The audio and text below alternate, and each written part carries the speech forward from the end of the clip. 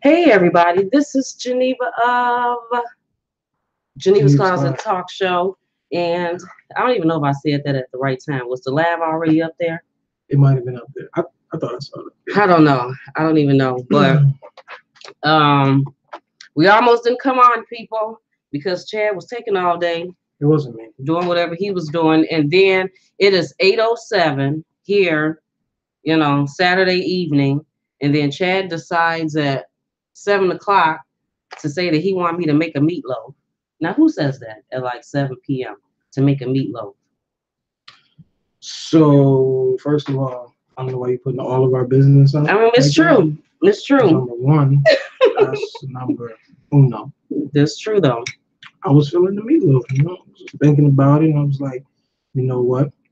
A meatloaf would do us righteous right now. Right, but I didn't even feel like making a meatloaf. But then, probably about an hour before that, you sat your pans there, so then I could sew your pans at the bottom. So I'm sitting up there like, okay, so I need to sew the pans, and then he wanted me to make a meatloaf. You turn everything on me. I still need to get my stuff packed and stuff. So is all of your stuff packed? Mm-hmm. Chad has this thing on his head. Because he's preparing for Dubai. So I gotta get in my mode. Okay. Okay. This is a kefia. So in spirit of traveling, I'm trying to transition myself in the mode of the Emirati people. Wow. Okay. All right. So you just felt the need to put it on now. You didn't want to wait until we got there. I mean, let the people see. Just let the people see. Like a chocolate Assassin's Creed. Right. And a brown Messiah. But no, but every time you put this on, you turn a certain way. Like as soon as you turned that on, you start walking around the house like you was a pharaoh or something. Okay, so this was made in Jerusalem. So I might have connected to my roots of my people when we was roaming the earth as gods and goddesses.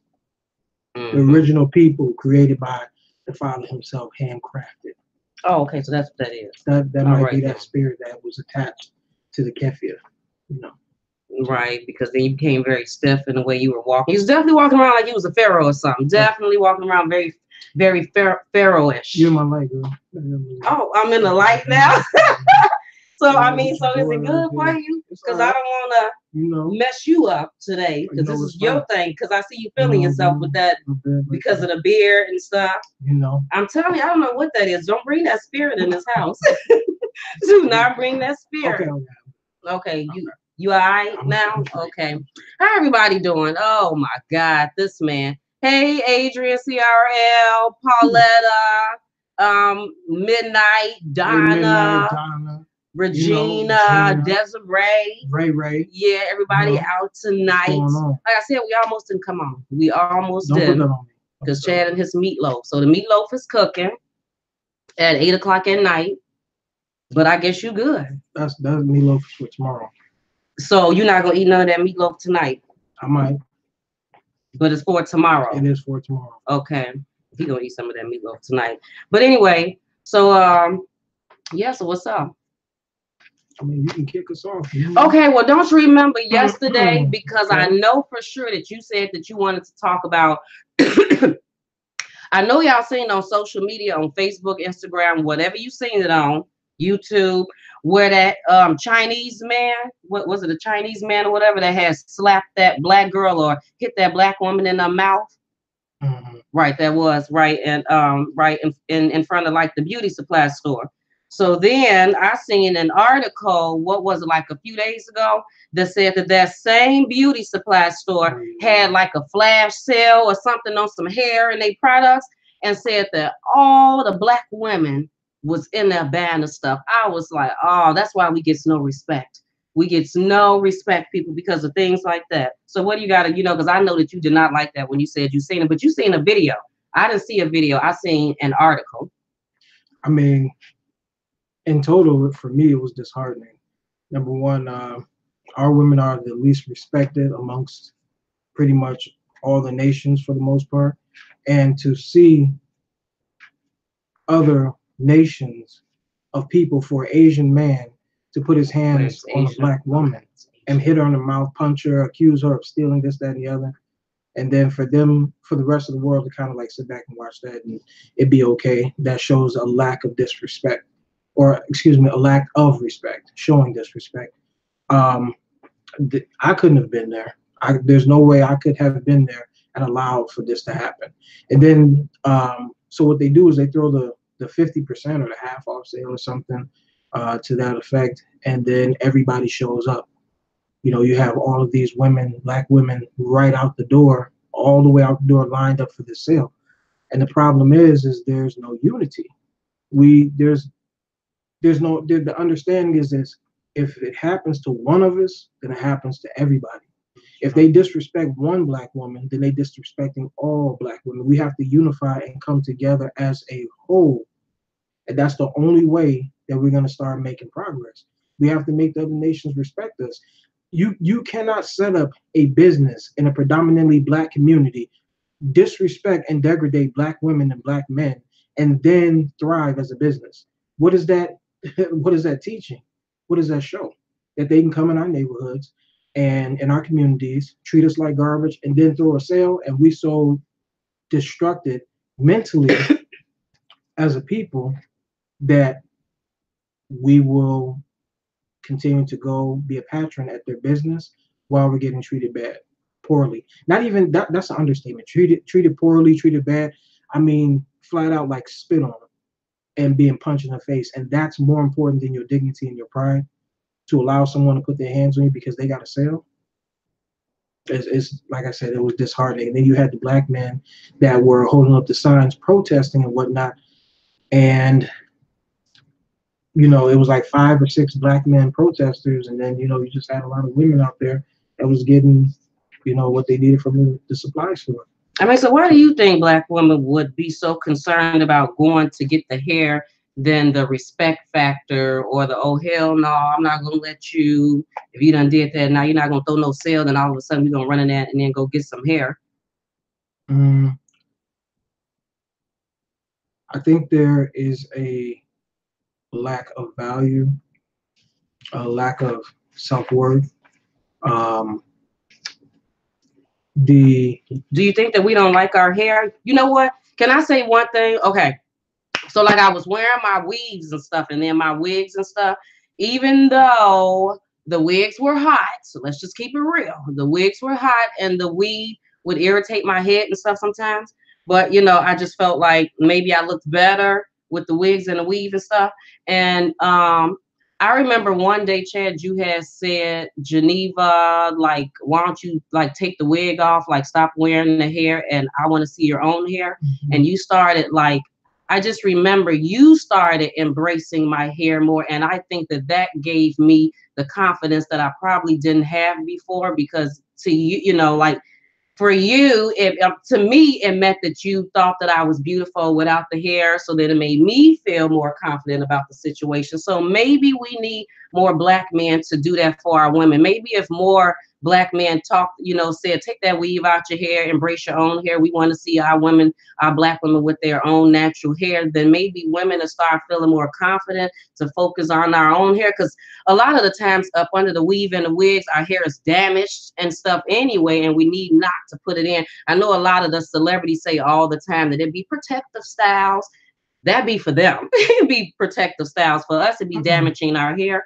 And I know for me, a lot of the times the wigs and the weave was because I didn't even know how to deal with my hair. It took too long. It was a whole lot of work. It was breaking off. You're putting the perms and stuff in, trying to figure it out. So yeah, but I can honestly say that I think that you helped me, you know, embrace my own hair by saying things like that. Well, first of all, I appreciate that. I'm just keeping it real. Number one. Number two, I was succumbing to the westernized philosophy for a little bit before I began to, you know, I like to say, think as an individual. Westernized philosophy in the Western world teaches us that the standard of beauty is the European. So when you have that constant imagery, that constant mentality being thrusted upon you, every direction you look at, that's always been the staple point of attraction. So then to have our women, you know, subconsciously, if that particular mindset is being pushed on you for generations and generations, And then you take a particular people, remove them from their culture, customs, and traditions, and then you reinforce one and you give them a custom and a culture and a tradition after you've erased them of one, then that becomes the normal. It took me some time to start to understand things outside of the box, outside of what's being taught, outside of the mainstream influence. The whole thing with our women is it's the outs. First of all, they've been able to destabilize our foundation. I mean, if you look at the 50s and the 60s, we were together as a people. We were close. Through different movements, through different social approaches, economical approaches or whatnot, they've been able to destabilize us and pull us apart from each other, somewhat even pitting us against each other. And then now you have basically what you have today. So as far as Black women's hair, yeah, it's going to take a lot more work than the average person because we don't live in a society where things are for us. Like there isn't anything that caters and nourishes our particular traditions or cultures because we were ripped from one. So now you have to do research. You have to, and that's why finding your heritage and your culture and your tradition is important because that sets the foundation of who you are, you know, what your ancestors have done, and that shows you what you can do. So we don't have anything to stick our hands in as a root or a foundation to build off of. So we have to go back and say, okay, now we can't use these things. Vidal Sassoon, Suave, even the good stuff, Tresemme, Aussie, like all of these different Aussie, the what is it? AUSSIE, the kangaroo label. Okay. All of that stuff, it doesn't work for us because it wasn't made with us in mind. It wasn't made by our people. It wasn't made for us. So of course, you put that stuff in we put those things in our hair. I mean, you got dudes putting texturizer, you know, kits and stuff in their hair and changing the natural chemistry of our biology with adding these artificial chemicals in to restructure things. I mean, of course, there's going to be like side effects and whatnot.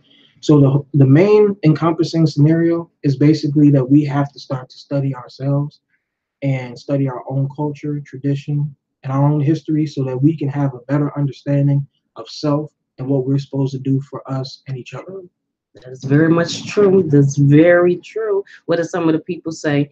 Pauletta said, I love my hair now. I used to be a creamy crack chick until I did the big chop, and now I would never go back. Girl, me too. Job, I used to be that creamy crack chick too. And then I did the big chop. I did it just like this. So what's creamy crack? Perms. Okay. Right. Right. And then I cut my hair.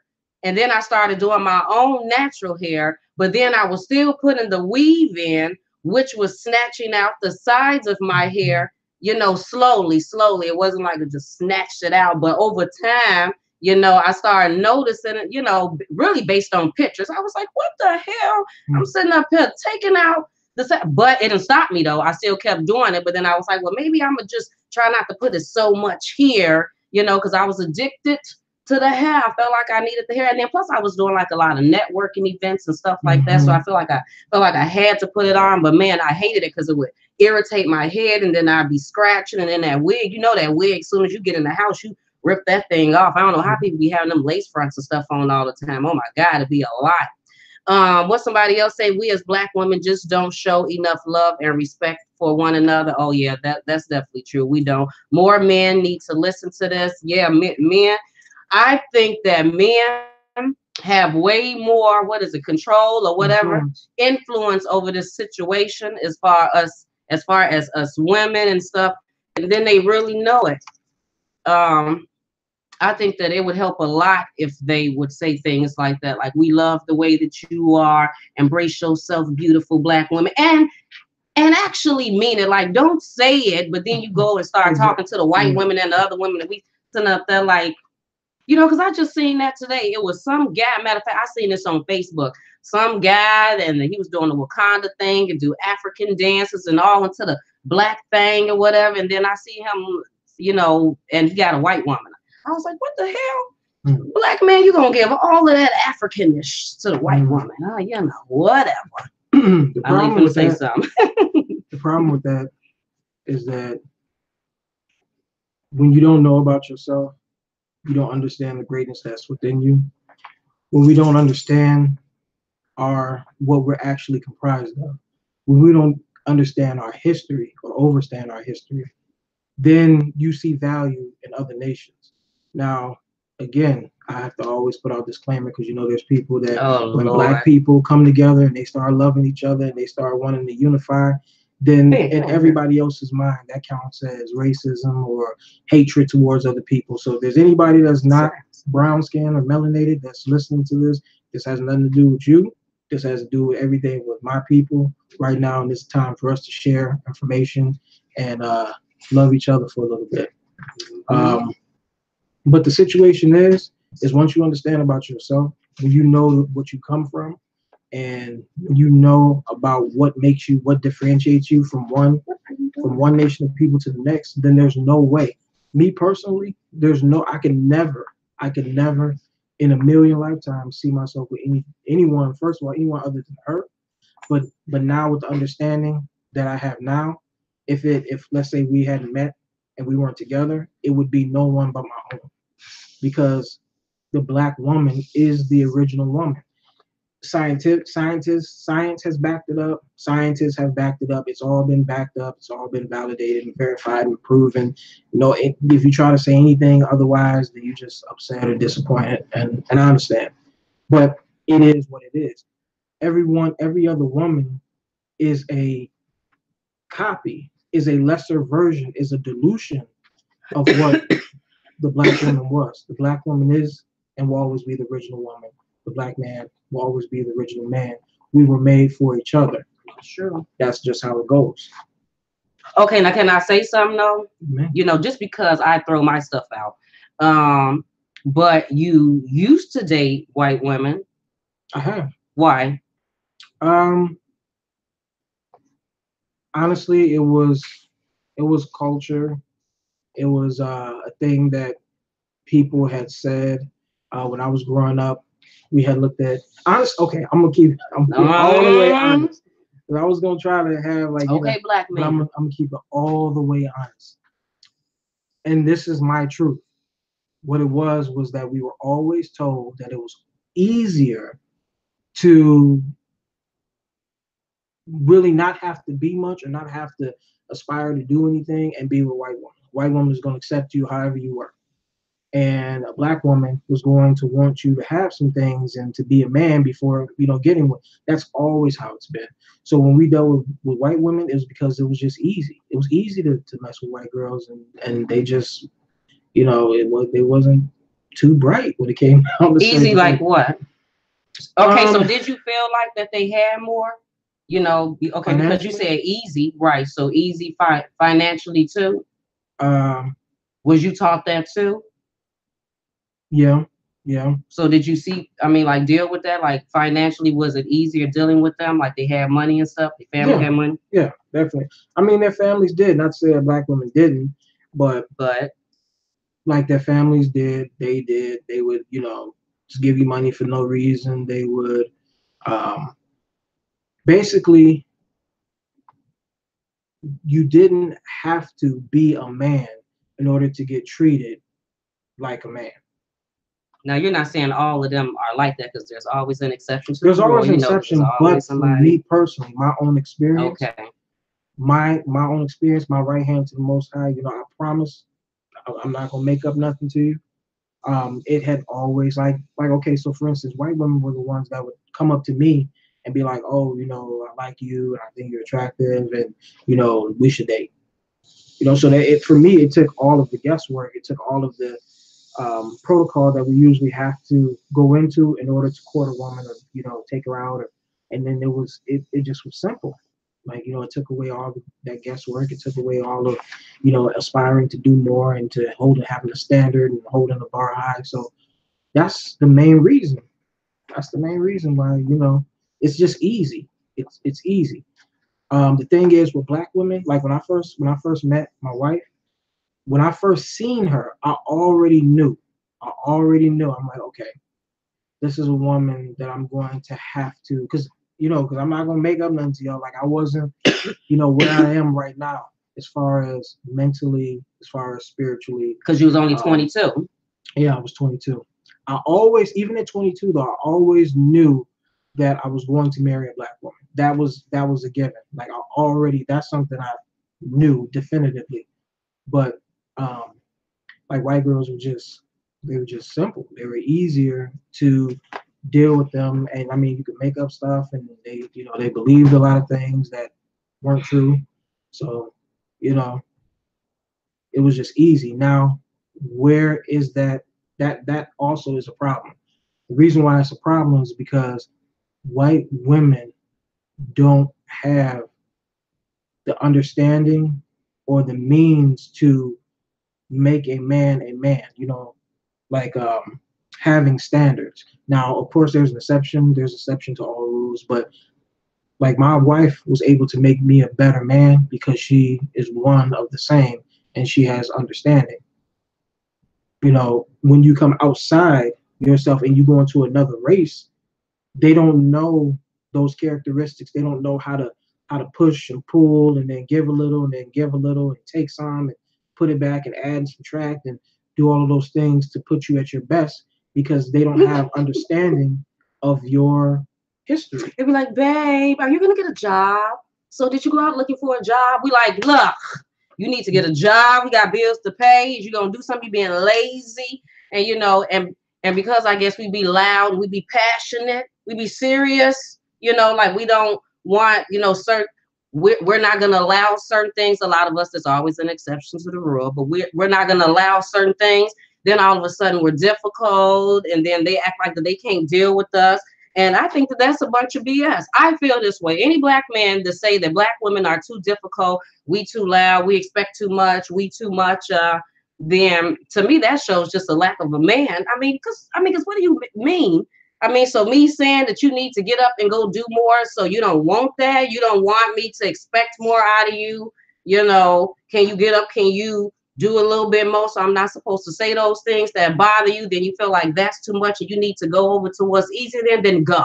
Then back. Go on over to what's easier. We done voted you out. We don't want you because we don't want no passive man. We don't need no man like that. We don't need no crybaby man talking about you can't, because if you can't handle a black woman, then I don't know what you're gonna do out there in the real world, man. I don't know what you're gonna do out there in the real world. So if you can't handle and you think that you need to go over to another race because we too much for you, this is too much spice for you, I recommend that they leave. We need to get them on out of there, ladies. We need to get them and ship them out, because we need to eliminate them and keep the good ones around. Keep the good ones, eliminate the ones that can't hang. Don't nobody want no passive man. We need real men and not abusive men. When I say a real man, I don't mean no abusive, extra aggressive. We don't need none of that. Talking about that submissive in the wrong way. Because me and Chad talk about submissive stuff too. I remember when I first met Chad, he kind of brought up a submissive thing. And I know us as black women, we don't like that word. We be like, don't bring that over here. Because usually when we hear black men bringing up submissive, they be like, we have, it's like catering to them. We got to cook and clean, listen to everything they say. Every time they want booty, we got to give up the booty. That's what submissive means. It means to give up, just to listen to everything. But so me and Chad had to work that whole thing out where we're like, I'm not scared of the word submissive before, but then again, Chad totally understands what that means, and he knows not to try to use that in no aggressive type of way, because it's not gonna work, people. It's not gonna work. We have to be here with it. We have to be here. But I don't just see me.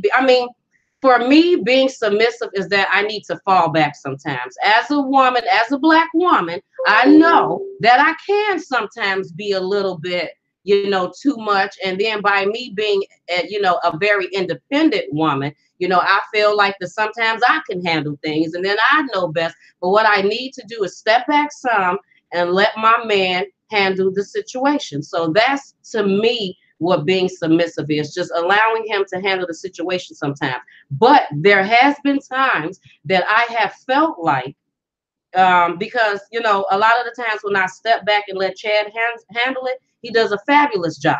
fabulous. But, you know, there's always some, you know, times with things, you know. So there has been sometimes that or maybe a time that I do remember that I didn't necessarily agree. But hey, I said, okay, I'm going to be submissive. I'm going to listen. I'm going to step back and I'm not going to say anything. And then I feel like Chad is going to end up finding out on his own, and which he did. So then we ended up finding out that sometimes maybe he might need to be a little submissive, you know, and then step back and let me as the woman, you know, because I have my womanly intuitions, and just because I'm a woman, that doesn't mean that I'm not smart, that I'm not capable of, because I am just as capable as Chad is. But you know, so we figured out what that was, but it took a minute. It took a minute because people don't use that submissive word correctly. They be using it for all the wrong reasons. Men tend to use it for all the wrong reasons. So you got anything to say about the submissive word? Okay. So first of all, with the submissiveness, that all comes through the Most High first and foremost. Because the thing is that we have to have a power source, a source to plug into, in order, like a supreme source, which would be the Father Himself, because that's the righteousness as a foundation. If you go off of what you feel is right and what you feel is wrong, where do we get a lot of our philosophies from? It's from this world. So this world teaches that if you are the majority contributor of money towards the household, then you have authority, and you can assert your authority up over a person because you bring in most of the money. And that's absolutely true. That's a westernized way of thinking, a westernized philosophy that damages a lot of relationships, because we feel that because you have monetary gain over someone, then that gives you authority over that particular person. And again, that is incorrect. So you have to have a fundamental power source to plug into. Now, submitting, I have to submit myself to the Father because there's things in the scripture that I'm bound to do, and I'm supposed to submit to that. My wife is supposed to submit to me if I am plugged in to the Father. Now, when I say submit to me, I'm supposed to submit to her as well. So there's not like, I know there's, you know, you may see some teachings out there. People's like, oh, the woman's supposed to be in silence. She's supposed to sit down in the corner and not say nothing and all. That's false. You know what I mean? Like that's not how it's supposed to work, because both parties are supposed to always seek peace. You're supposed to always seek peace in your household. And sometimes that means withholding yourself to give to someone else. You know, sometimes it's just a sorry, or I understand what you're going through, that keeps us from having peace within the household. And really, it's like, what are you willing to give up? Are you going to say, okay, you know, you're right, or there's a better? I mean, many times my wife will say something to me, and sometimes, you know, she's a bit more boisterous and a bit more animated than I am. I try to be a little bit more calm and reserved. I try to think about the things that I say before I say it, and I run scenarios in my head, because sometimes, like, she'll say things, and in my mind, I'll go in on her. In my mind, in your mind, in my mind, I'm just going all the way in. But then I'm like, okay, so obviously I can't say those things, because if you're already frustrated, because I know her, if she's frustrated, you know, and me saying something that's only going to ignite that, I have to make sure that ultimately my mind has to be to keep peace. And then there's times that my wife is way more mature than I am. You know, like, she was the one that taught me how to leave conversation. I used to have 17-hour conversations whenever agree to disagree. I taught you how to agree to disagree. Yeah, that's because you did not know that, right? You wanted to continue the conversation until you felt like I was going to get what you were saying, and I had to right. Yes, agree to disagree. But you know what, because that's one thing that I can say about our relationship, that I feel like that the Most High brought us together, is because, oh my God, we definitely balance each other out, and you definitely know how to deal with my attitude. Because people, what y'all don't know is that I can go from 0 to 100 real quick. It don't take much for me to get from 0 to 100 real quick. Now, because I'm older now, what I'll do is, because I done got into this whole mentality of agreeing to disagree, is I get up and walk away from the situation. Now, back in the day, in my younger days, before Chad met me, I'll go head to head with you in an argument, boo. We can go all day. But I'm older now. I don't feel like dealing with all of that. So I get up, I'll walk away. I'll go take a walk. I'll do whatever. But, so I'll get mad and get loud, so I get loud. And because I done got from a 0 to 100, I don't all the time watch what's coming out of my mouth. So that if anything is liable to come out, because I done got so upset. And Chad, it's just cool, calm, and collected. He hasn't raised a voice. He isn't cursing. He's like, Geneva, calm down. Why are you talking like that? You don't have to say all of that. So so it helps me to calm down, because just imagine if I'm going from 0 to 100, I'm mad, I'm sitting up here shooting everything out the mouth, and he was the exact same way. I mean, that would be a serious explosion. But he just knows how to handle me, and I know, because we've been together so long, that even though he's quiet, he's not saying too much, but I can tell by certain eyebrow movements when he's very upset. When he's upset, so then I know that I got to snap out of it, pay attention to my man, because now I'm probably doing too much, or I know that I done said too much. I'm sitting up there cursing and doing things that I shouldn't have did, that I was definitely disrespectful. And it probably take me a minute to sit down and woosah myself. But while I'm woosahing, I'm thinking about that, Geneva, you went too far. You didn't have to say all of that. You didn't have to do all of that. It wasn't that serious. Then I go back and apologize. But now what me and Chad talked about recently that I need to start doing is that I think that I'm kind of taking that agree to disagree and walking away.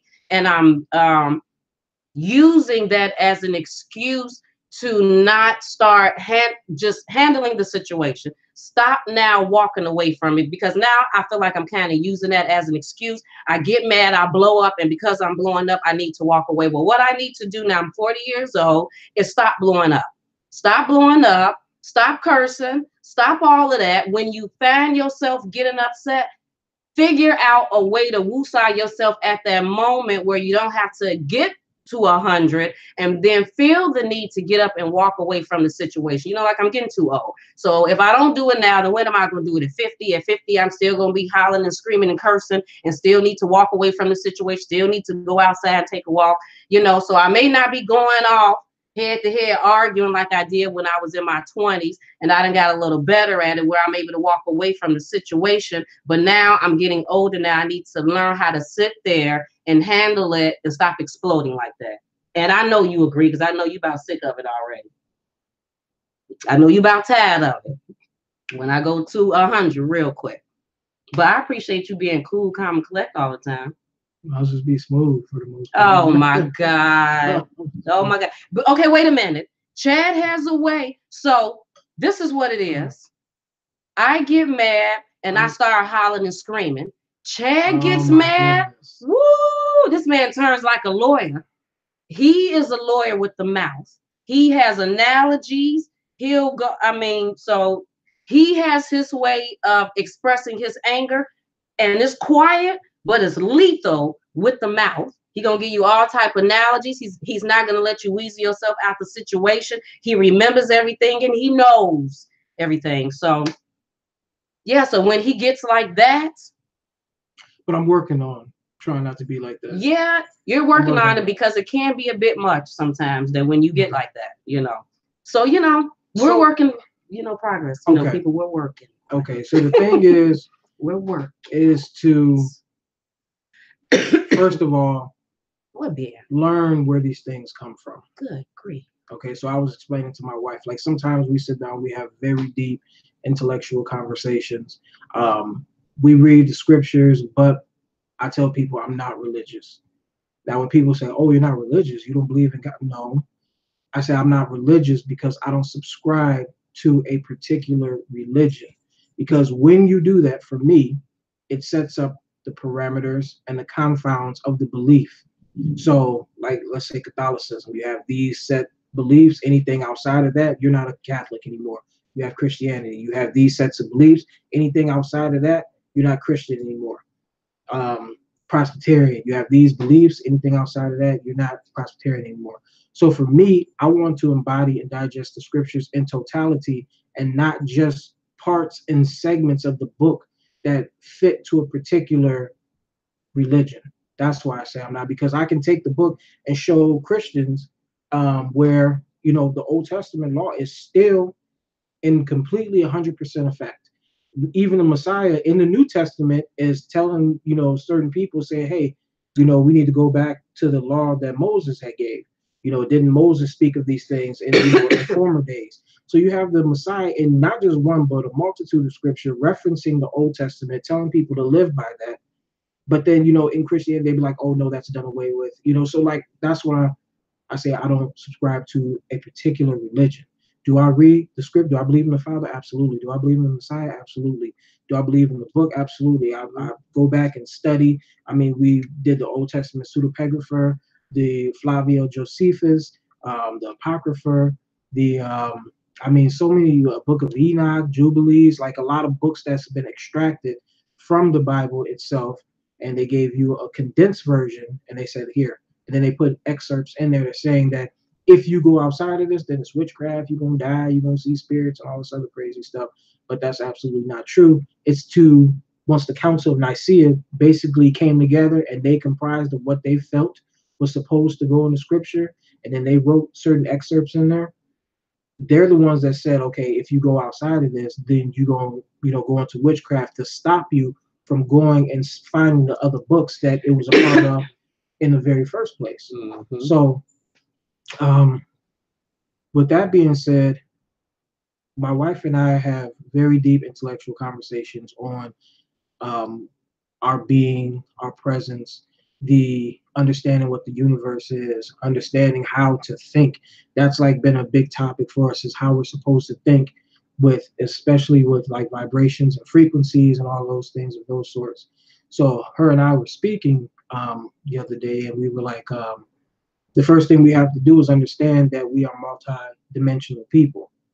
And basically what that is, multi-dimensional, meaning part of us exists in one realm and part of us exists in another realm. So we have physical, and I'm gonna break it down for y'all, like, you know, so I'm gonna try to break it down as best as I can. Okay, now are you talking about the conversation that we were having today about after I watched that movie and we were talking about the dimensions and stuff like and things like that? Oh, you talking about time or no? No, but I mean it can probably go into that, but no, this wasn't okay directly thinking into that. Excuse me. But okay, what was I saying? Okay, multi-dimensional people. Y'all ready? See? So basically, we have senses that exist in one place and senses that exist in another place. We have hearing, taste, touch, seeing, and smell. Okay, so we have those five senses. Here you go, people, get ready. That exist in the physical plane. Okay, physical plane being like, you know, this earth, you know, this how we interact with the earth and the world, and that sort of thing. And then we have those same senses that exist in another dimension. Now, so we know that, like, first of all, when you go to sleep, you can still see in your mind. Like when you're having a dream, you can daydream, you can see things, you can formulate a picture, you can see in your mind.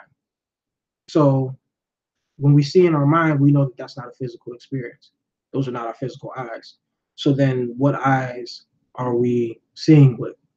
And then we can hear inside of our minds. Mm-hmm. Like if you were to say something in your head, you can hear yourself, but then that's not the ears that we hear with in the physical plane. So we know that that hearing exists somewhere else. When, let's say, for instance, you're sitting at a restaurant, okay?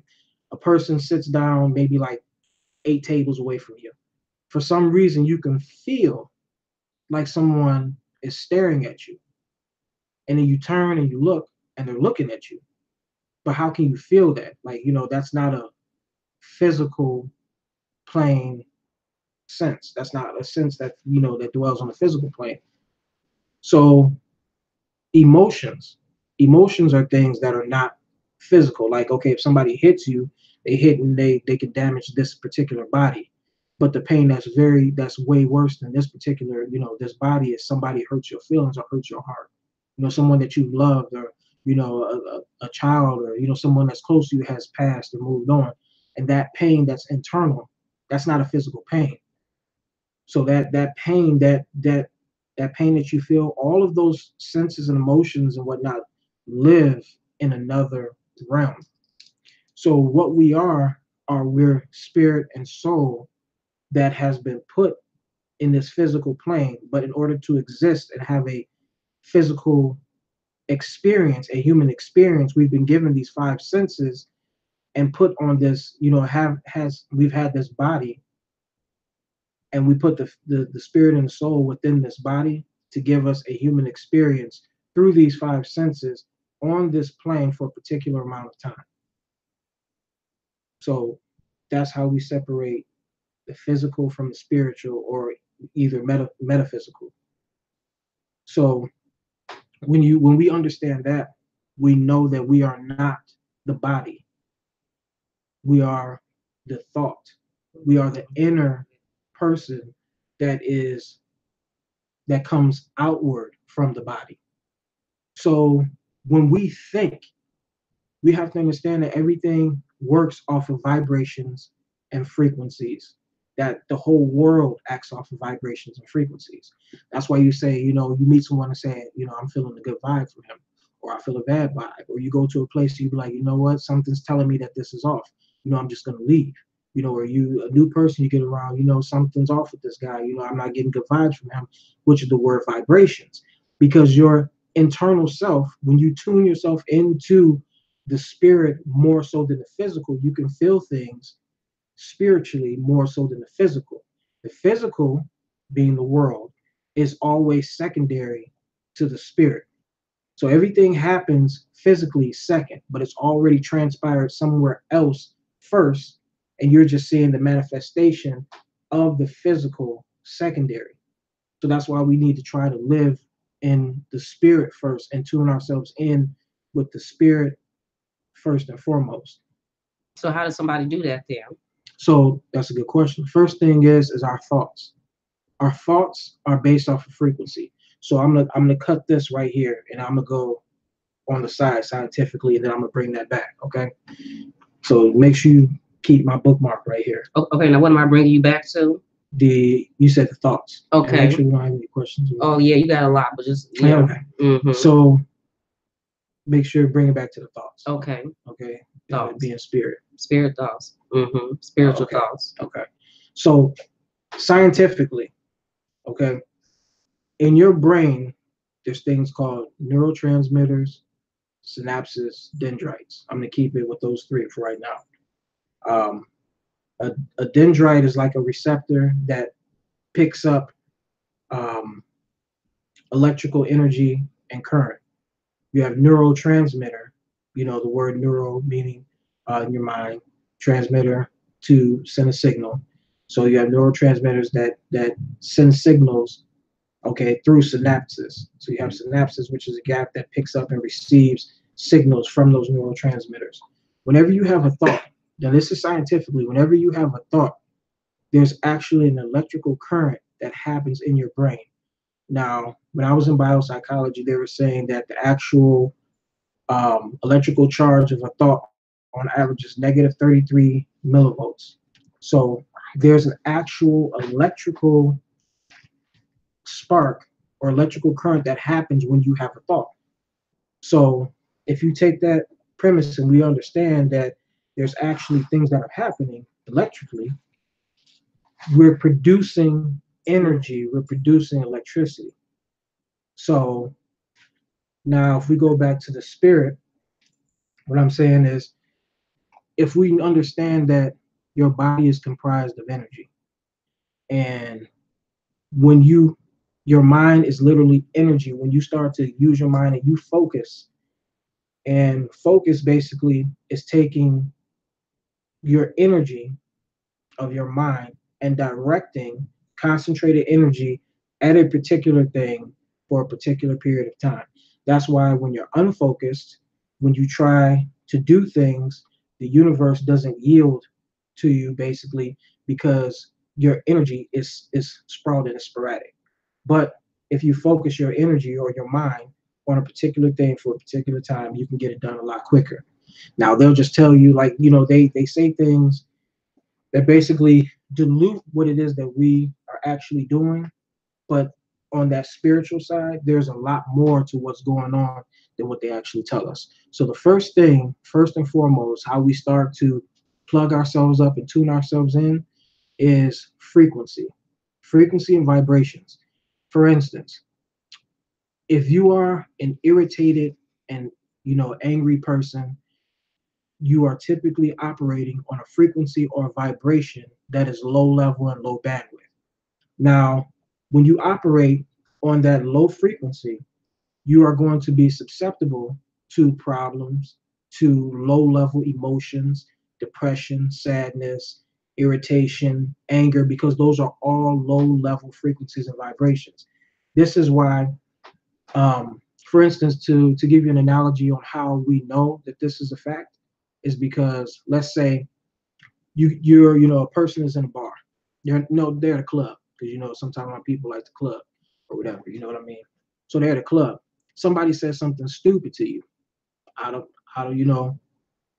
they say something stupid, disrespectful, right out the box, they say something crazy to you. Now, when we understand that people carry spirits, that it's the spirit first, you can either choose to be a part of that, or you can choose to vibrate above that. Now, somebody say something crazy to you, out of pocket to you, or you this, you that, you whatever. That spirit is trying to bring you down to a vibration or a frequency that's low enough to get you to engage in a situation where it's going to be detrimental to you. So, then you say, oh, well, you're going to have to see me, this, that, and the other. So then you end up getting into an altercation. And then now that you're in that altercation, now that spirit has you. It's going to try to cause as much damage as possible because you have allowed yourself to go from a frequency or a vibration so low, because before it can attack you, it has to bring you down to that level, that low level. So now you're doing things that you wouldn't in other terms do, because you know better than that. And then how we know that this is a fact is because afterwards, when you come back to a more neutral way of thinking, you think about those things, you'd be like, you know what, that was stupid. Why did I even do that? I should have never even, it wasn't even worth it. That was dumb. Because now you're not even thinking on a frequency or a bandwidth that you were before. You are being at a low level frequency, a low state of thinking. So now because you are so low, now you're just doing things that don't even make sense. And that's one of the ways that we can prove that vibrations and frequencies and how you deal with things, learning how to think. Your thoughts are really what makes you. If you're a person that sit there and constantly think about how you can destroy other people and how you hate on other people and how you mad all the time and but then you smile in someone's face, your thoughts are really who you are. And those are the things that you're going to be judged on. So I try to reteach myself how to think. And when I find myself, low level frequencies trying, to impede and impose upon my mind and my mentality, then I try to eradicate those things by doing something different, or transitioning my mind to another thought, or trying to harness energy to, to basically raise my frequency, my vibrations a few levels, so that those particular things won't become apparent to you. I'm pretty sure I have some, if there's any questions. It is true. It said, CRLL said, it's evil tactics. It has no power until it makes you angry. Hanson said, I totally agree. physicist Michio Kaku explaining. I don't even know what that is. I'm with you already. Frequency, lucid dreams, out of body experience. So you saying our body doesn't belong to us? Who said that? That's what Desiree said. Okay, good question, Desiree. Actually, our bodies don't belong to us because we didn't give them to ourselves. Your body was given to you through creation, through the Father, and we were given a spirit and a soul to inhabit this body. But then at some point in time, you know, when we pass over and we pass on, this body's going to go back to the ground. So it's like we're renting it. We have these bodies to be on this particular plane for a certain amount of time to see if we're worthy to be at one place or if we're going to end up at another place. And then you pass over. So our spirit, let me see if I can breathe. Our spirit, like, okay, so for instance, like when we dream, I believe that when we dream, that's like the full limitations. Like we don't really have limitations on what we can do. And that's because our spirit is not confounded by the body. Only in this body are we given limitations because there's only so much with this body you can do. But if you were all spirit, then you wouldn't have the limitations that has been oppressed upon you with your body. So then when we dream, it's almost as if we are free of limitations. That's why I'm not sure if you guys do, but you know, when I dream, I can fly, I can jump around and do stuff. I don't die, you know, all of those particular things. So yeah, but yeah, our bodies don't belong to us.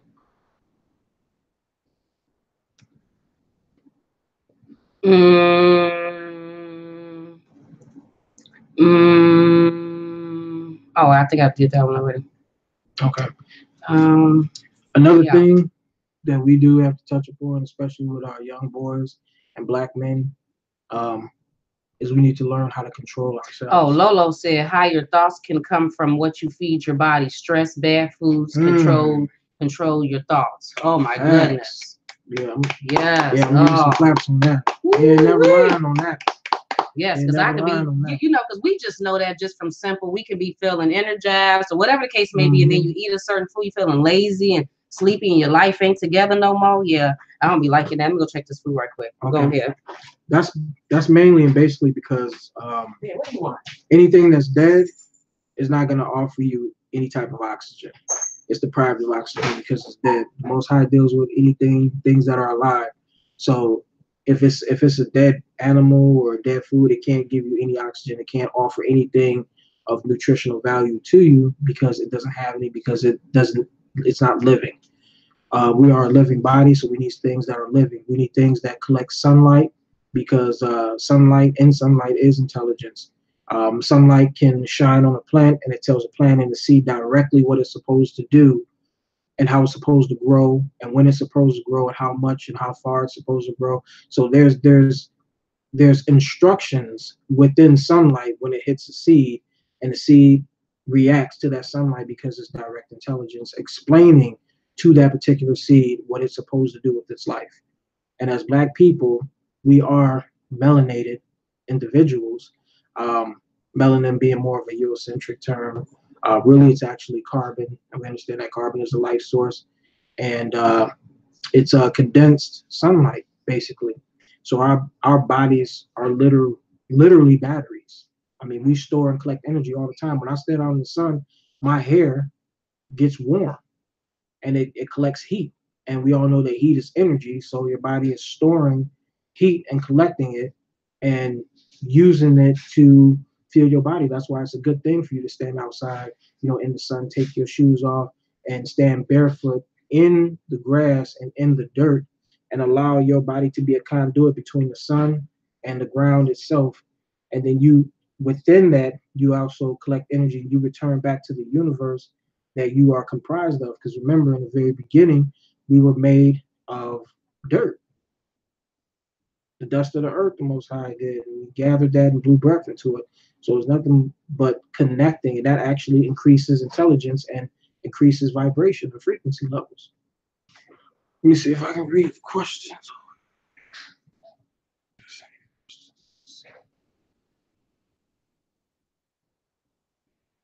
Yeah, what y'all talking about? Did I miss something?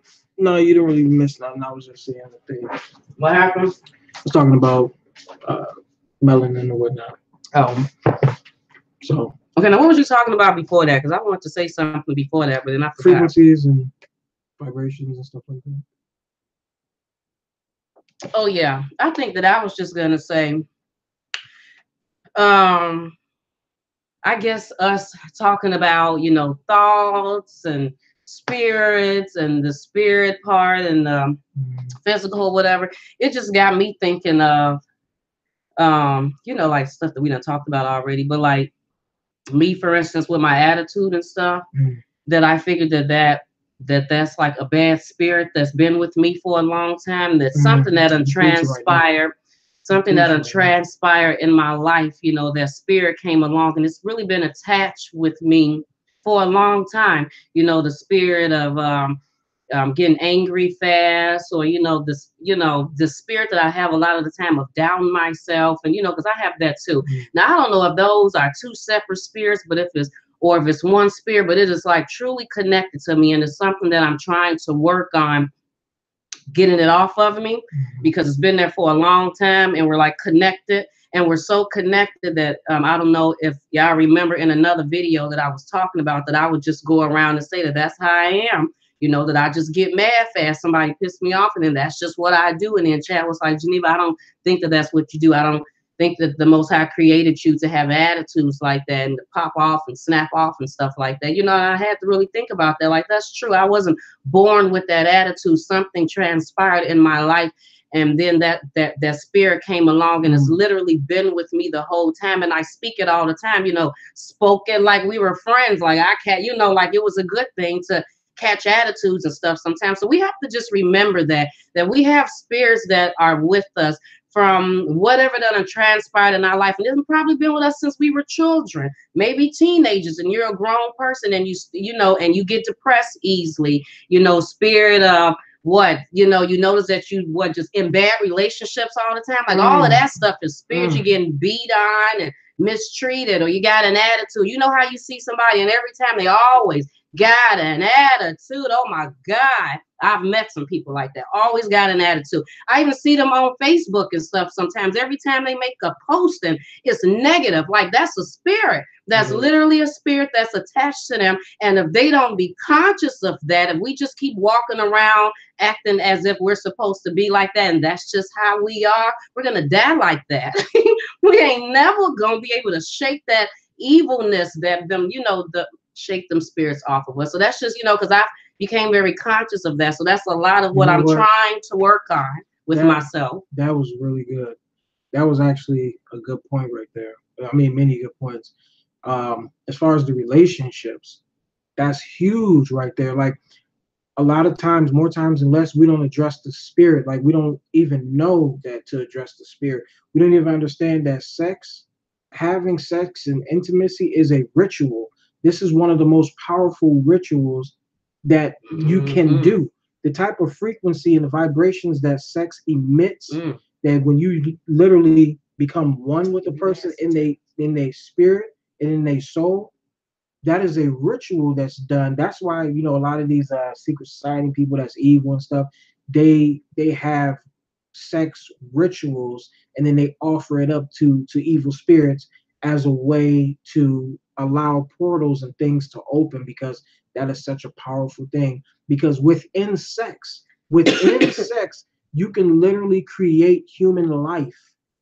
Life is had during sex.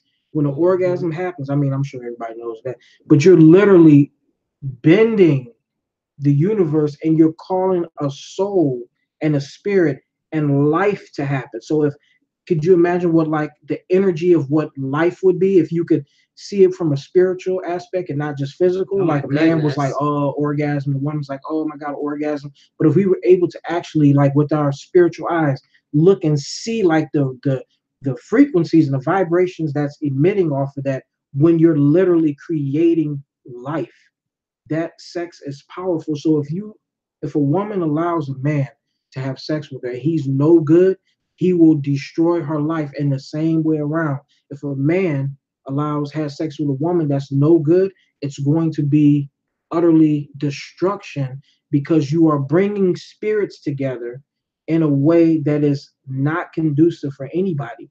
And anything outside of the law of the Most High is going to have negative effects. That's why the curses of having sex outside of marriage is STDs, is illnesses and sickness. I guess I will go with STDs. People end up getting into fighting over it, and people losing their lives over it. And, you know, just a whole lot of bad can happen if it's done unrighteously. Like, you know, so, I mean, those are the curses and the blessings that come with stuff. You know what I mean? So as far as, like, you know, if a woman is in a bad relationship, or if a man is in a bad relationship and you still sleeping with each other, because when a man deposits his seed in a woman's body, that seed is DNA. It doesn't, like, so we're going to say let's say some of it comes back out, right? But where do you think the rest of that's going if she doesn't get pregnant? Her body is absorbing his DNA. So her body's literally receiving and absorbing her DNA. Now people wonder why, if a person is in a relationship with another person that's bad for them, you're going, over time, you will start seeing things the way that they see it. Because you're literally absorbing their DNA. I'm gonna answer that, Tracy. You're absorbing their DNA. So now, you know, he smoked crack, and now you smoking crack. You know, he used to curse and hang around bad people. Now you cursing and hanging around bad people, and y'all becoming one and the same. Because you allowing things that you would never allow, all because you done haven't you seen women like that? Women that you thought were strong women, all of a sudden they get with this man, they're allowing this man to cheat on them, abuse them, not do what he's supposed to do. You like, girl, where your man at? I didn't even think he was like that. That was that, you know, the power of the spirits and the stuff that's going on. Hey, Tracy, how you doing? Hey, Gifted. Thank you, Tracy, for joining us for the first time. She says her first time joining us. I appreciate that. Tracy had a question, and I thought it was a good question because I actually like to talk about this, because I like to explain my part on this. Tracy wanted to know, what's me and Chad and I, are we married? Are we married? Let me answer that first. My thing on that, then Chad can do his thing on that. Actually, no, we're not married, even though March of 2019 will be 12 years. Oh my goodness. 12 years since we've been together. 12 total years. And it's been, and I would say 12 years, you know, I guess I would throw in some off and ons, but to be perfectly honest with you, I think in 12 years, we only split up, what, maybe like 3 times? Yeah, and I swear to you, I don't think not a damn one of them 3 times went over a month. I think the first time was like a week.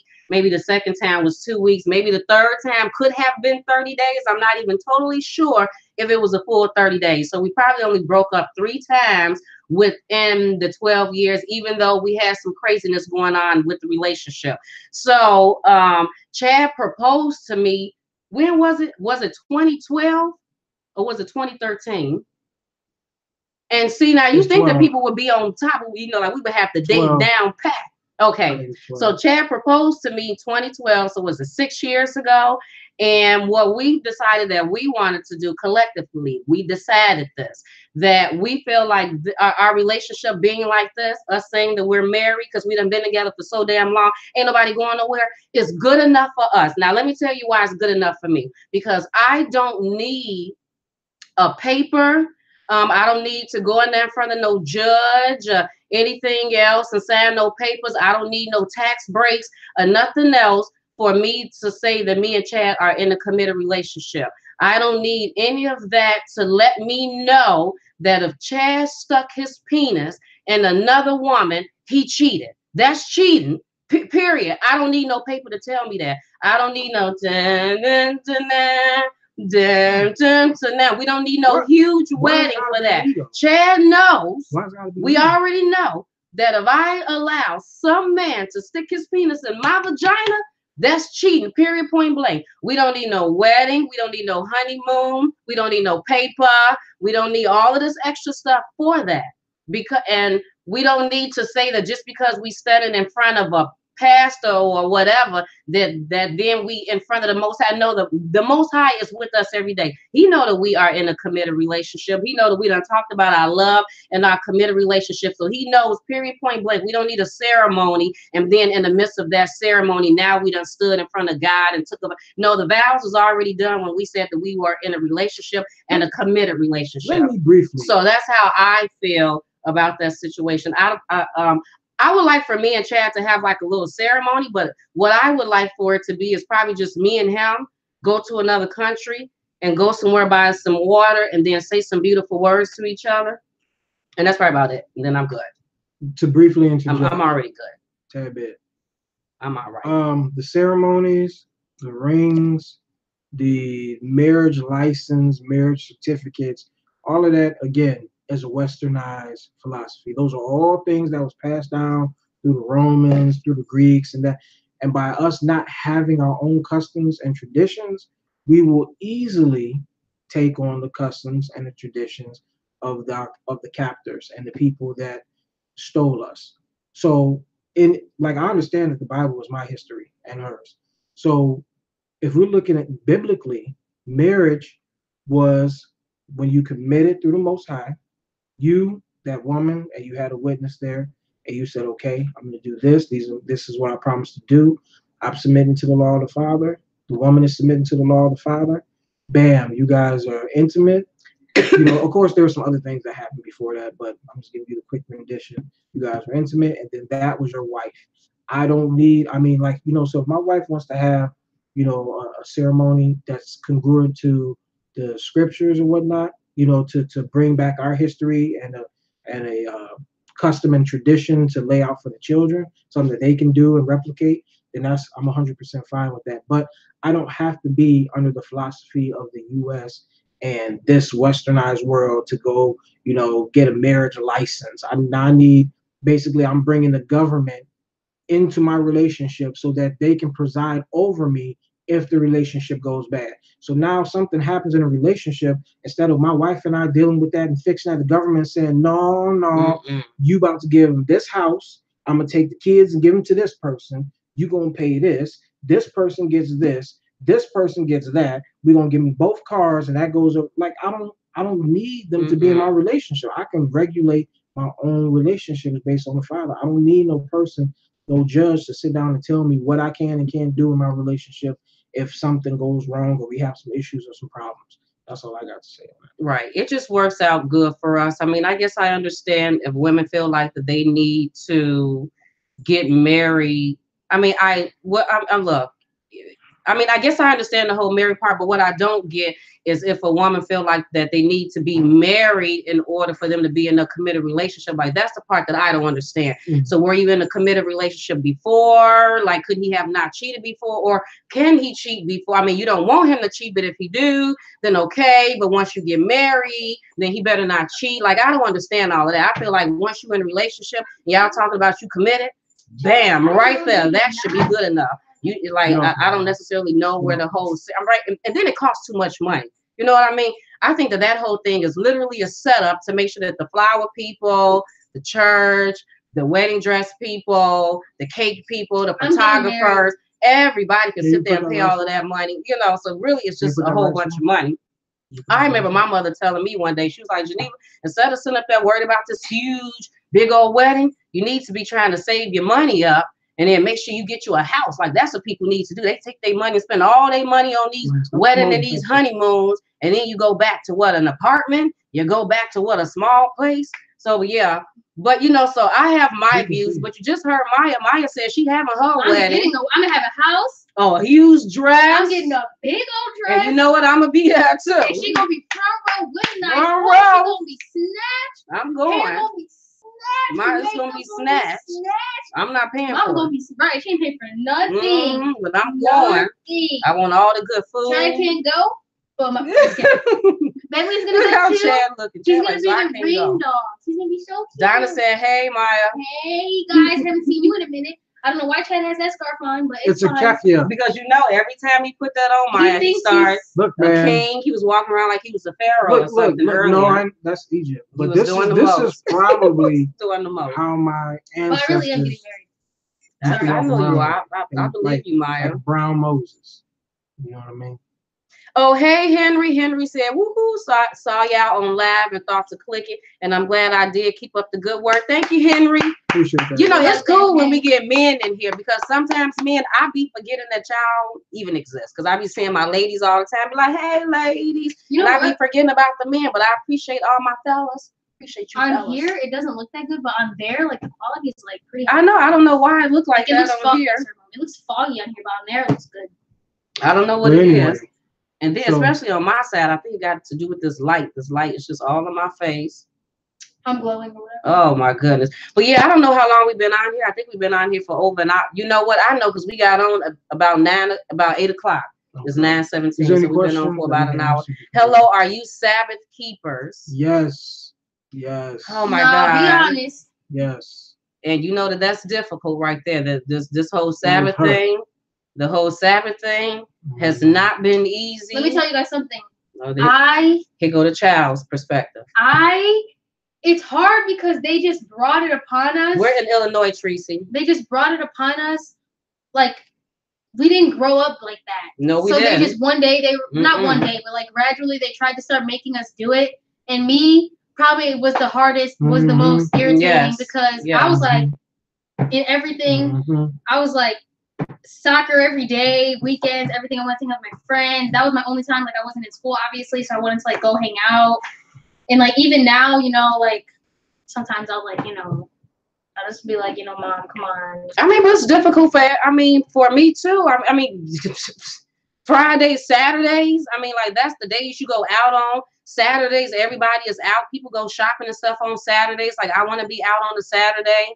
I mean, the whole thing was difficult. I mean, not celebrating Christmas, you know, because well, first of all, I was sick of Christmas anyway because it's too expensive to be buying for 4 children is already a lot. So I was okay with letting go of that holiday, but the guilt of it was a lot, you know, because you know that, you know, your kids are expecting gifts and they go back to school after Christmas break and everybody talking about what they got. So, you know, I had a lot of guilt from that. But one of my favorite holidays has always been Halloween, just because I'm a creative person. I like making up costumes and parties and stuff like that. So, I mean, the whole thing is difficult.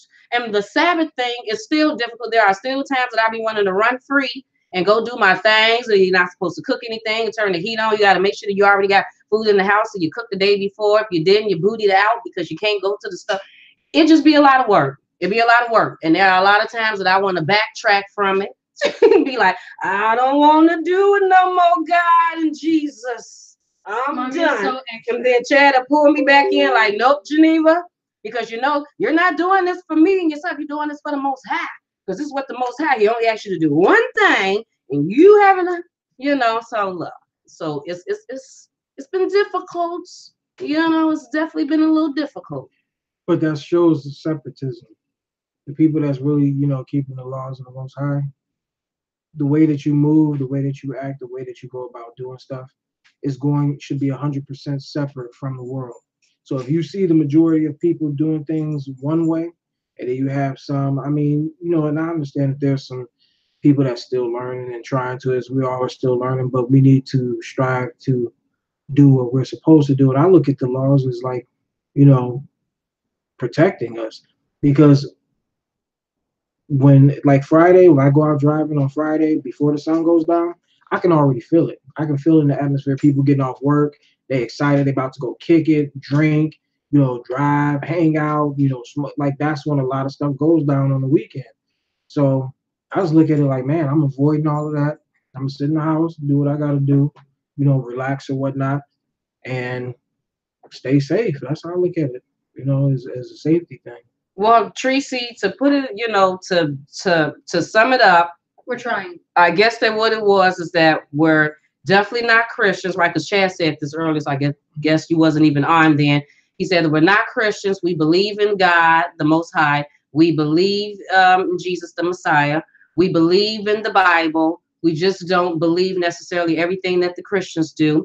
We figured out a while ago that the Christian religion was taught by white people. So that doesn't go for us. We realized a long time ago that black people are the chosen people of Israel that the Most High speaks about in the Bible. So that's what we focus on. We focus on that. Once we found that out, that was key to us. That was huge to us, because everything before that, everyone in the Bible has always been, to me, white. Moses was white. Noah was white. The Israelites was white. Everyone was white, white, white, white, white. So once years ago, we found this out, it was explained to us, understood what was really going on, then the vision changed. People was no longer, everyone in the Bible was no longer white. Moses wasn't white. Noah wasn't white no more. The Israelites wasn't white.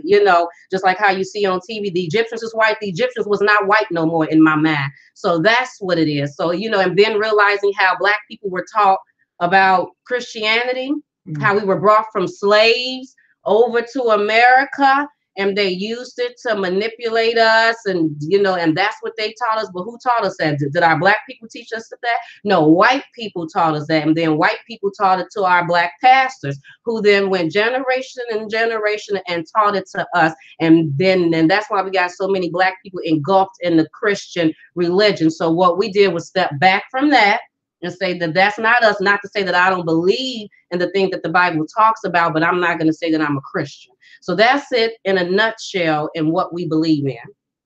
So, but yeah, we don't want to be on here for too long, because we've been on here for about an hour already, or over an hour. But I do appreciate y'all. So what's going to happen is that me and Chad, somebody in here with the same name, Geneva, do you think it's okay for a man to have more than? Absolutely not. Most men, most men can't even take care of themselves or one woman, let alone trying to sit up there and manipulate the situation by having many vaginas. Not one vagina, but many. No, Geneva ain't going for that. Oh my goodness. Read the whole question. Do you think it's okay for a man to have more than one? Right, I said it already. One woman, and the woman is okay with that. Right. Wait a minute. Do you think it's okay for a man to have more than one woman? And then the woman, thought he meant more than her, as me being okay. That makes no sense. So you have Israelites, and that's what Geneva Burns says. Subscribe to camps. Okay, I'm not underneath the camp doctrine or whatnot. So we have separated ourselves from the camp doctrine and the philosophy. Oh yeah, we're not. Some of the information they have is accurate, but other things when it goes against the spirit, it's a no-go. As far as that doctrine where they say that the man can have multiple wives, this, that, and the other.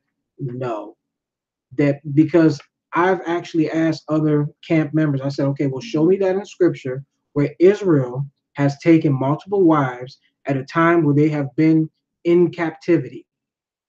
If you can show me that in scripture, I'll be all for it. And nobody has proven that in scripture. I think it's Ecclesiastes 2 and 3, if I'm not mistaken. I could be mistaken, but if I'm not, it says, for all things, there's an appointed time for all things under the sun. Like there's a time to kill, there's time to love, there's time to hate, there's time for everything under the sun, there's an appointed time for it. If you do, they said Chad don't do it. Donna said Chad don't do it. Don't do what? Them extra women. Oh, I'm straight. I can't. I'm straight. My wife would never go for that. She would never go for that. And nor do I want to do that. Like, right, and then plus I have something else to say about that anyway. Multiple women or whatnot. So I feel like that's a camp philosophy so that they can have access to more women being in the time that we are actually still in captivity.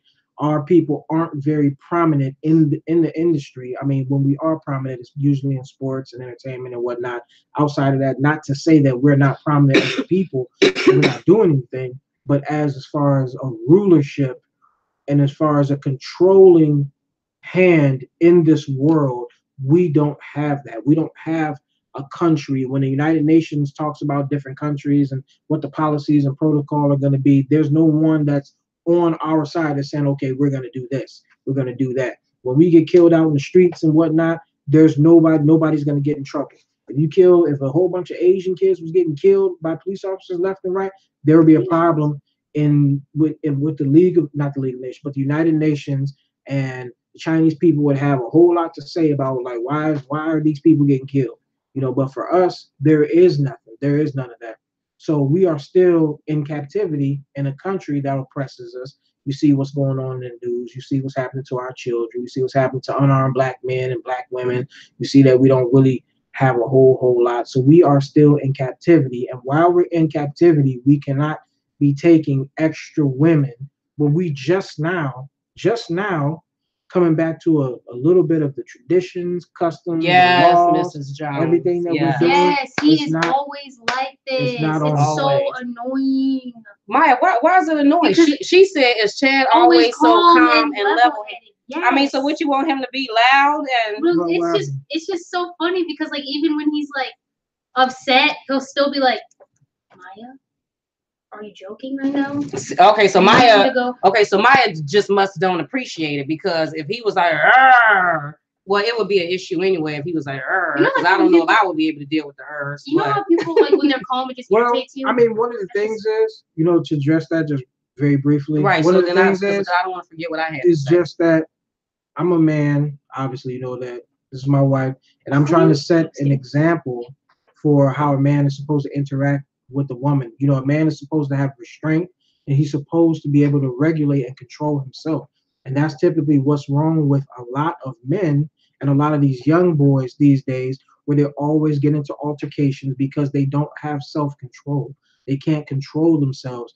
Just because somebody made you mad or made you angry, if then you react to that situation, you've just been controlled. So as a man, I feel like I need to control myself. Can't nobody come to me and get me to react based off of how they do things. I'm in control of myself 100%. It has to be, I have to allow you to make me upset or get me mad or make me angry. You know what I mean? So it's just self-control. And I'm telling y'all, Chad handles it in another way. Chad gets mad, but he gets mad in a silent, it's a passive-aggressive, big word. He used all big words. He used all analogies. He turns into a lawyer. He's, persistent, and something happens with his eyebrows. He does a little something, and every time I see that with his eyebrows, I know. I'm like, okay, all right, man. All right. I'm about to go a ham sandwich, bro. Get off me, straight up. Oh, his voice. Straight up, he's mad. Yeah, that's on my mama. Even when we're handling situations, and let's say like one time we went to go take Jasmine to get an oil change. The person messed up the Jasmine's car something during the oil change, and so I called Chad up there.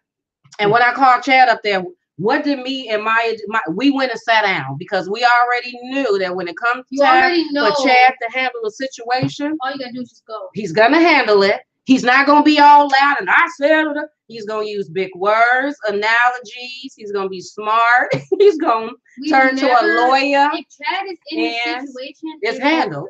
There's two. Let me tell you guys something. Might as well sit down. Wait, Mom, don't forget what you were gonna say. But this is the thing. This is what I love about having Chad and what I love about having Mom. Like, say my counselor is being being something. Like, she said something to me I didn't like. I would have Mom go up there because Mom is not level-headed. I mean, she, I'm dead. She would just, Mom would go up in there and she, she tried to be, so, Maya said da-da-da-da-da. Yeah, and then, she'll say something. Yeah, Mom would just, so, they get scared. I have Mom, Mom's always like, look, all you gotta do is tell your teachers, call me. You already know, I'm sick of these teachers, But if I need, my teachers to change something around, I need something, I need them to make sure they drop this fee that I had from, 5 years ago, I'm gonna call Chad. Because Chad's gonna be like, but she did turn it in. She said she did. Right. Check the cameras. No. Check the cameras. Chad is going to say, where in the handbook does it say that this fee needs to be paid? He's what code is that? Right here it says subsection 6. Chad definitely going to say where the handbook is. Right. So it's just awesome having both. And Mom knows too, if there's something that she doesn't like, just, what Chad can do. Chad has powers with his mouth. I said he got powers. He does. If Chad's about to say something, we just go sit down. We're just I'm like, Mom, are you getting Chad? I'm getting Chad. Yeah, I'll go sit down too. There's no point in me standing there and thinking that I'm going to do something to help out. I just go sit down. He handles it, bro. Just let him do He'll get in charge with the sergeant, the sergeant, the president.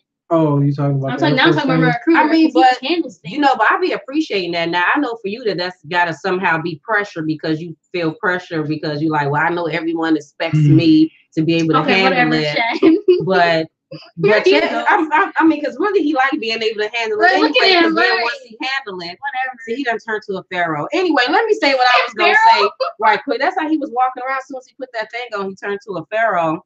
What was I gonna say earlier? Oh, about the question about having multiple wives. I think that my opinion on the whole multiple wives thing, before I forget, I need to check this food again. My whole opinion on the multiple wives thing is I think that the Most High said that back in the day as far as being fruitful and multiplying, but we don't multiply it already. So, you know, there's enough people on the earth. We're multiplied. We don't need to. And I think that a lot of people be trying to use Solomon with that too, with the having the multiple wives. But we see that as for all the wiseness, is that even a word? For all the wisdom that Solomon had, he died sad. You know what I mean? He died knowing that he had messed up. He sat there and got with all of them women. They took him further from the Most High and what he was supposed to be originally doing. So yes, the Most High gave him wisdom, but his wisdom didn't stop him in his, I mean, he didn't have no wisdom when it came to relationships. He was all over the place and literally allowed these women to take him further away from the Most High, and he died unhappy and realizing that he had messed up. So to use the whole Solomon thing, and you know, as I don't even know why men use Solomon. You know, like I don't know if they done fully read up on Solomon and read up on him in his later years, because then you would definitely stop using Mr. Old Solomon. I think that men have a hard enough time taking care of themselves and one woman, let alone many women. I don't think any women should be manipulated into that. You know, no. Be focused on one woman, focus on her and you and yourself, and leave all of that other stuff alone. I think all of that extra stuff, I think they use that for reasons for having sex. I think because they want to have sex with multiple women, so then they start throwing in scriptures and silly stuff that has nothing to do with anything, because we're past that being fruitful and multiplying. There's enough people on the earth. There are enough Black people, you know. So no, I don't agree with that one. And it's not even scriptural. When you start to search the scriptures, you see that that's not even. Chad already gave his opinion about it. What happened? Right. They said they wanted to know, or Shai said she wanted to know your opinion on it, and your opinion on it was. Well, no, absolutely. Scripturally, no, just to quickly. No, scripturally, there's no scripture that I can find or no time period where Israel has been in captivity and it was pleasing to the Most High for us to have multiple wives.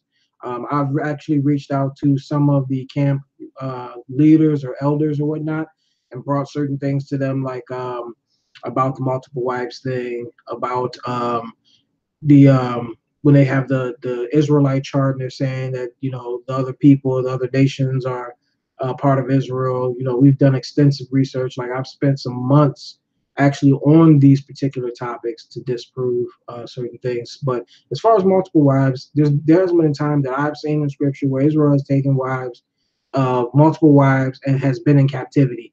Especially, I mean, if you can use the lowest frequency of your spirit and see that that's not of the Most High to have multiple women.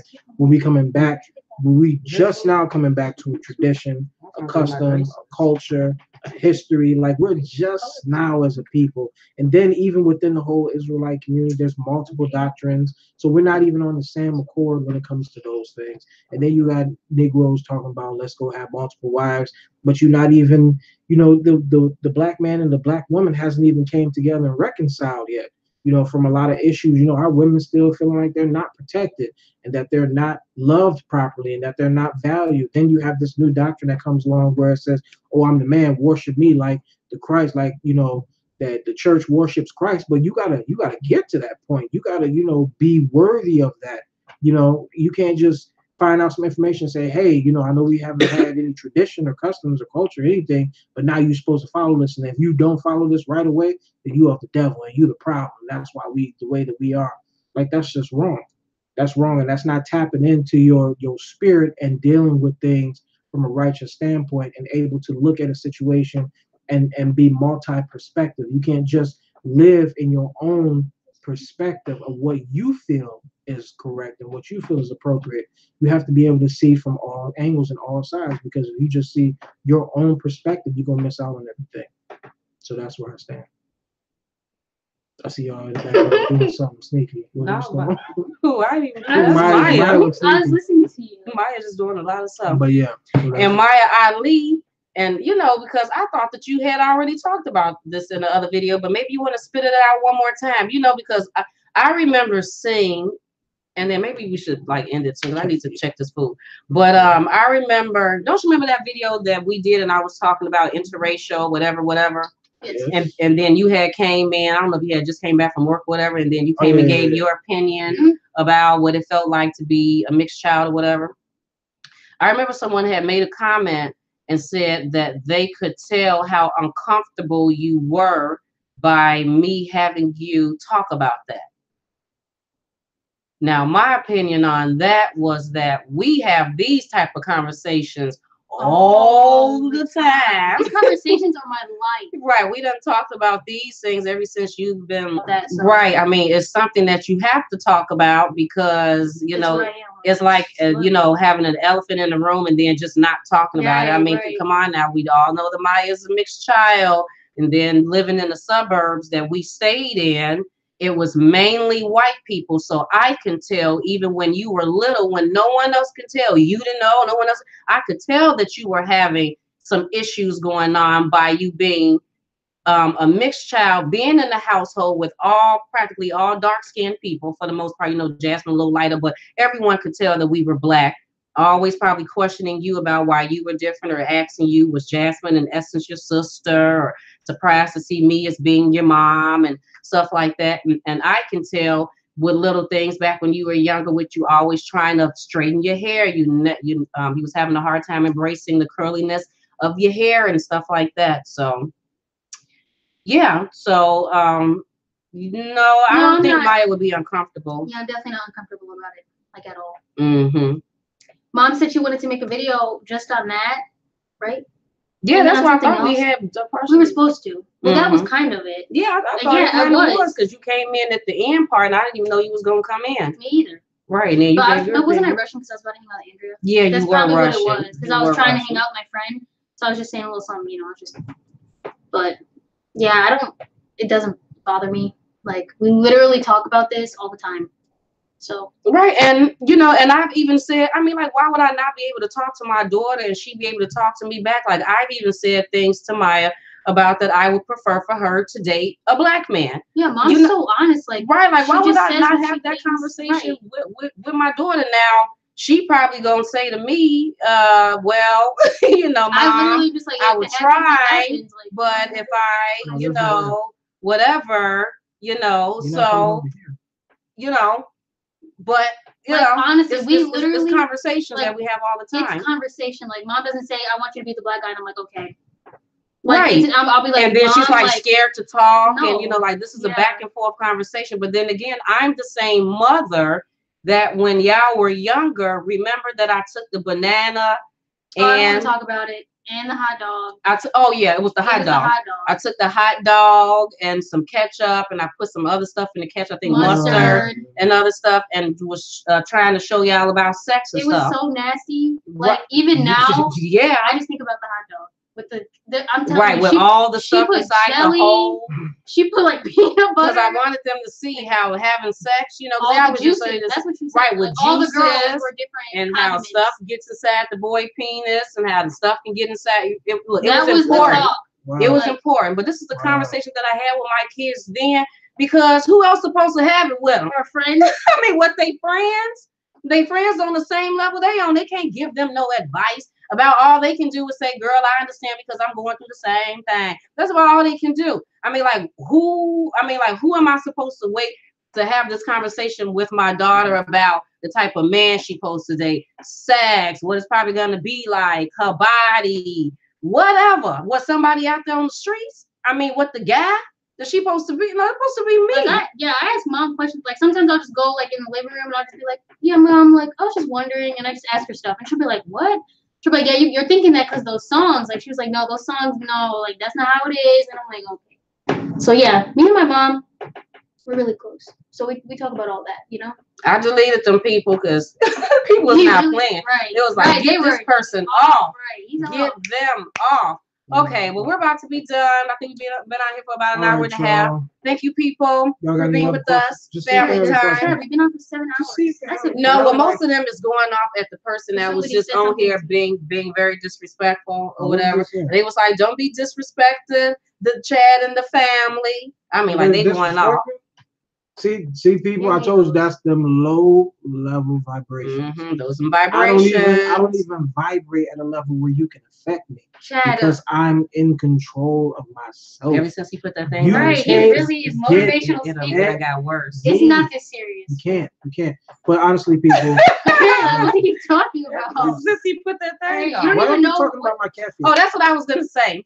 So we are leaving. Our flight leaves Tuesday evening, and we will be there Wednesday night. That's what time we make it to Dubai. You know, it's a 13-hour flight. We're definitely not looking forward to the 13 hours. I don't know anything about sitting in one spot for 13 hours, so this will be interesting. Definitely be interesting.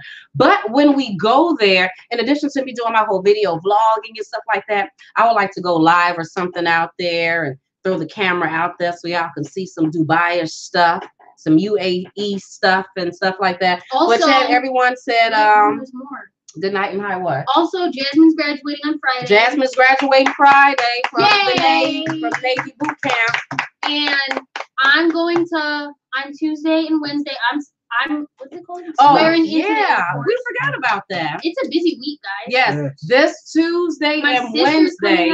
This Tuesday and Wednesday. So I'm leaving to go to Dubai. Me and Chad leaving to go to Dubai on Tuesday. But Maya is going to do her MEPS, which is her swearing in for the Air Force, and pick her job and stuff on Tuesday and Wednesday. So that's exciting. And then my oldest daughter, she's going to be out here Thursday evening to prepare for Jasmine's graduation Friday from the boot camp. So yes, it's definitely a lot of stuff going on this week.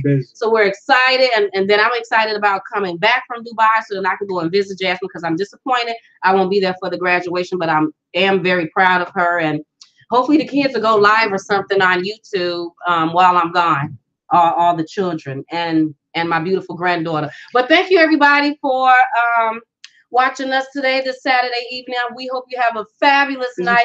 And no, today's Saturday. Ain't today Saturday? Today is Sunday. Are you kidding me? It's Sunday. Today is Sunday? So tomorrow Monday? Tomorrow's Monday. Oh my God, you know, because I think I said Saturday earlier. I'm just totally off with our days, with the days. Well, have a fabulous Sunday evening.